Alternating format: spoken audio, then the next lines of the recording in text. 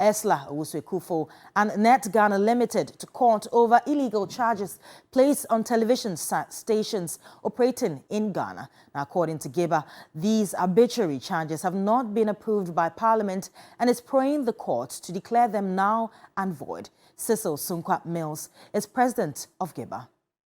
Gaba basically is in court to get a declaration for four things, as stated in the suit. First of all, we want a declaration for the decision taken by the Ministry of Communications establishing fees for what they call the contribution link services. That service, we believe, is null and void for want of parliamentary approval. The second one is to also look at the decision by the Ministry of Communications and Digitalization for establishing TV channels without parliamentary approval. And then we also want a declaration in which a third party that is stated in the on the writ as the second person on the suit, which is K-Net Limit, the second defendant, to collect fees for contribution linked services. They've been granted permission to collect these link services by the Ministry of Communication, and also to further disconnect TV stations that do not pay this fee, which we think is not legal. And we want them to also quash the decision that has led to the disconnection of some TV stations from the DTT platform. To one of our headline stories now, and 2 more suspects have been picked up in connection with the theft of monies and valuable items from the home of former Sanitation Minister Cecilia Adapa. DSP Manon Nyamiche told the court that the first 5 accused persons could not show up in court because the investigators have travelled to Tamale for further investigations. Lord Eduasare reports. DSP Nyamiche further told the court that the Attorney General had hinted that his office would take over the case and hence prayed for adjournment for them to put their house in order. Presiding Judge Ifya Owusua Apia granted the adjournment and fixed August 8 for the parties to reappear. Counsel for the accused persons, Augustine Jemfi, expressed displeasure at the action by the Attorney General. If the AG is desirous and respects the judicial processes, they should have come to court today to tell the court that we want to take up the matter. However, certain so are not in place. Therefore, we need 1 or 2 weeks to be able to take up the matter. You don't sit in your office and you instruct a police prosecutor to tell the court that you want to take. And we know it is one of those tactics employed to keep the people in cells. 18-year-old Patience Butchie and 30-year-old Sarah J have been charged with conspiracy to commit crime and 5 counts of stealing, while 3 others, Benjamin Soa, Kweku Butchie and Malik Dauda, have been charged with dishonestly receiving the alleged stolen monies. The 2 lead suspects are alleged to have stolen personal effects belonging to Cecilia Adapa, including assorted clothes valued at 95,000 Ghana cedis, handbags, perfumes and jewelry worth $95,000. Patience is also accused of stealing 6 pieces of kente cloth worth 90,000 cedis and 6 sets of men's suits valued at $3,000, which belongs to Daniel Saeko, the former minister's husband. Lord Eduasare, TV3 News, Accra. Now, 1 person has been confirmed dead and another in critical condition after a wall collapsed on them at a construction site at Ofankor Barrier near Accra. My colleague Godwin Asediba was at the scene and reports. Wednesday, a rather unfortunate incident happened again regarding a building collapsing on workers around the Ofankor North area. Quickly, our team from Abilimpi were dispatched to the scene. Upon arrival, they realized that 2 people were trapped. 1 person, we checked the pulse, had died, and then the other person was alive. The most important thing is to sustain life. So we worked strategically to dig around him to be able to safely bring him out. Then after getting him out, we had to now concentrate on retrieving the dead person.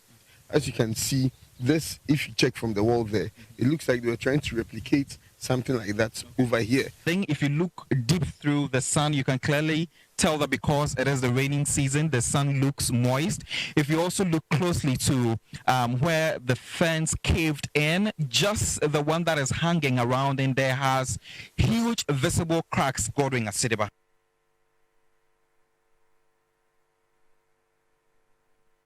Let's head to Parliament now, and Parliament has concluded contributions on the mid-year budget statement presented by the Finance Minister on Monday. The minority said the economic woes of the country could continue for over 5 years, but the majority side insists the economy is beginning to see recovery. The man who says he won't go to the IMF now says we should give him credit that he has gone with speed and tact. Where is credibility? Where is principle? Elsewhere, ministers will resign when they make a promise, they make a pledge, and they can't keep it. That set the tone for the conclusion on a commentary on a half-year budget. Government brags that it has turned the corner, but concerns have emerged on government's wastage and over-expenditure. Ghana Infrastructure Investment Fund, a fund that actually is part of which is being used to pay for the Terminal 3, which is generating revenue. Somebody in this government have doled out $2 million of that money to a phantom company that doesn't exist, Mr. Speaker. We are urging the majority, look for whoever received that $2 million from Ghana Infrastructure Fund and return the money. The performance of this economic management team, despite the hype over the past 7 years, has been beyond abysmal. With this mess created by this MPP administration, Ghana will require over 5 years of collective sacrifice and dedication to turn things around. Colonel Furiata, in his usual biblical note, Ghanaians must not despair. 1 Kings 18:41. There had been droughts in Israel for 3 years, and Elijah predicted that there will be abundant rain. There is a cloud as small as a man's hand rising out of the sea. For the Speaker, Parliament must work together with the Finance Minister. Komla Kluche, TV3 News, Parliament House, Accra. On to some more stories now. President Akufo-Addo has denied claims that he is using party machinery to support the candidature of Vice President Dr. Bawumia ahead of the party's internal presidential election. Now, he again denied claims that he is intimidating party members to back Vice President. Now, addressing party communicators at the Jubilee House, he described the claims as baseless and malicious, adding that he has never endorsed any candidate. The assertions, and it was made by your director, by some in the party, that government is somehow allegedly, quote, intimidating or, quote, coercing party faithful to throw their support behind one of the presidential aspirants, the vice president.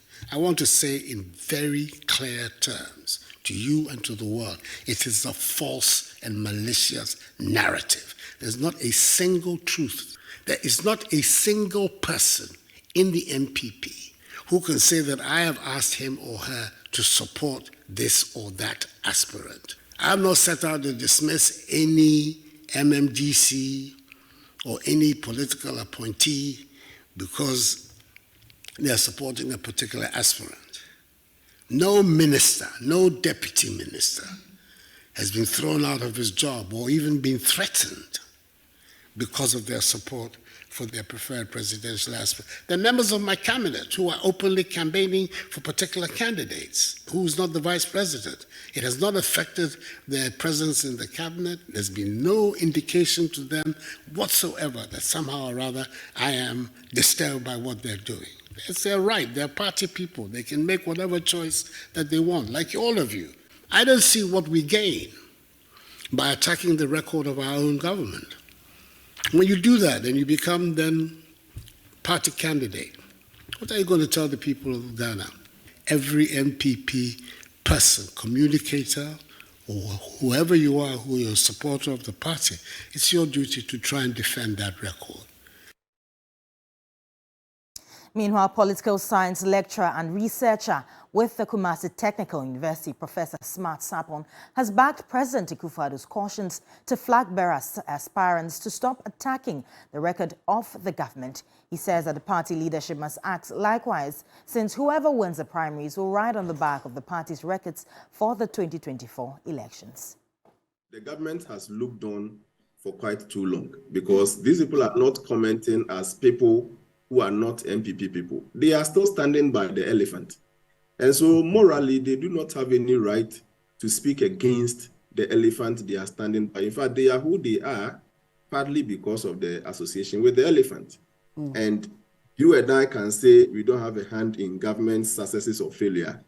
Some of these aspirants cannot say so with us. So they were part of all the successes and the failures. So the president has made a call. I earlier called on the party to also do a similar call and call these gentlemen to order.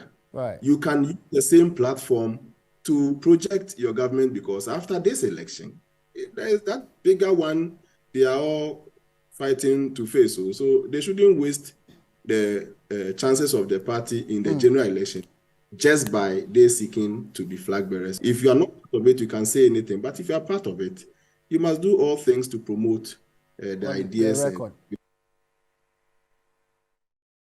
Now to some more stories. Some concerned residents of citizens of Doyumu, Kodiabe, Aikuma and Asebi in the Shire Sudoku district of the Greater Accra region have staged a protest to express their displeasure about the bad state of their roads.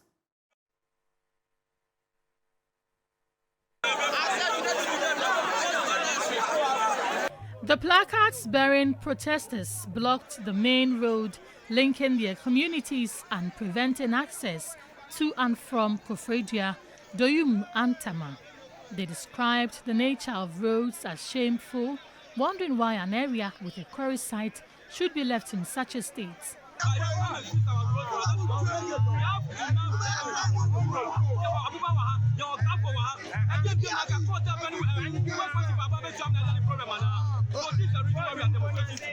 This is the third demonstration in 7 months by the people of Shai Osudoku over the poor state of roads. The Shai Osudoku District Assembly gave an assurance to fix the roads after the second demonstration, but only quarry dust was spread over portions of it.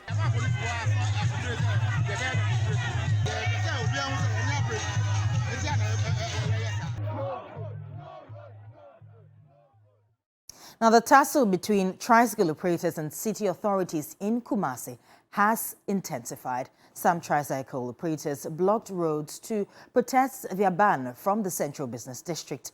Ibrahim Abubakar has more in the following report.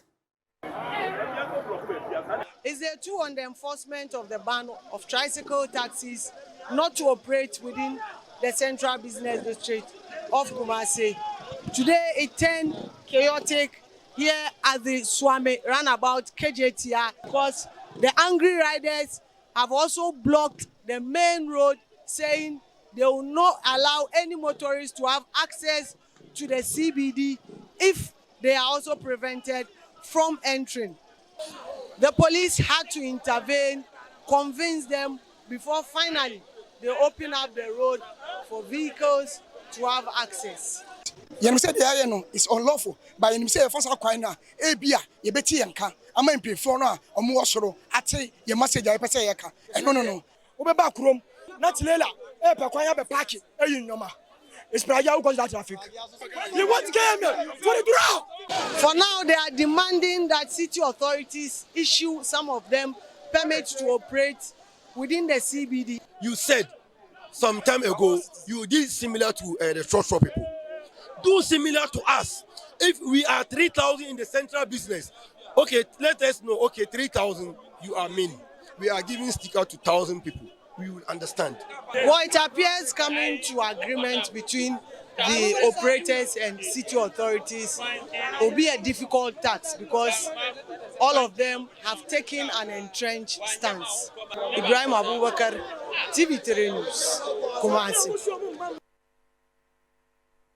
Now, open defecation, a common practice in the Wan West District, is becoming the norm, causing residents to find living conditions unbearable due to the increased prevalence of this habit. Fecal matter is washed into rivers, which are their primary source of water for their household chores. Residents, including those of Dorimon, Ga, and Naha, often meander through bushy areas to attend to nature's call, though aware of the health implications. Fecal matter is washed into rivers, which are the primary source of water for household. There is no single toilet here. My children and I still go to the bush to ease ourselves. We all welcome this toilet project, but unfortunately construction work stalled at this state for years. We need it to be completed to at least reduce the burden. The bushes remain our only source of place for convenience. In this raining season, the weeds are grown, posing threats to our lives. We have to risk snake bites to attend to nature's call, and it costs not less than 600 cedis to treat a snake bite. An expectant mother, Asamawu Inusa from the Ga community, has been harboring fears her unborn baby could be infested with diseases. It is always embarrassing when visitors request for toilet facilities to ease themselves during funerals and other social activities. The situation has again exposed us to health risk. There can be the outbreak of sanitation-related diseases such as cholera due to the indiscriminate open defecation. Mumuni Logu Na is the assembly member for the Ga electoral area. In the light of this, you could see that there is an abundant toilet facility. This was a project that we solicited from the district assembly, and they began to build something for us. It has been abandoned for so long a time. The residents want interventions to reverse the trend. It is disheartening to see the nation's resources being committed this way. If you look at the structure at my back, you can see there are cracks all over. A facility that is yet to be commissioned. Now, on the international front, major cities in Niger are facing rolling blackouts following last week's coup in the West African country. The power shortages are a result of Nigeria cutting supplies to its northern neighbor, Niger's electricity company, Nigelec says. Now, West African trade bloc ECOWAS has put sanctions on Niger, but has not said if these include electricity supplies. ECOWAS defense chiefs are meeting in Nigeria to discuss a potential military intervention to roll back the coup. On Sunday, West African leaders gave Niger's military junta a week to give up power or face possible military consequences. ECOWAS Commissioner for Political Affairs, Peace and Security, Abdel Fattah Musa, said an armed intervention would be the last resort. ECOWAS has vowed to end the wave of coups that has plagued West Africa's Sahel region in recent years. With this in mind, Musa said there was a need to demonstrate that we cannot only bark, but can bite.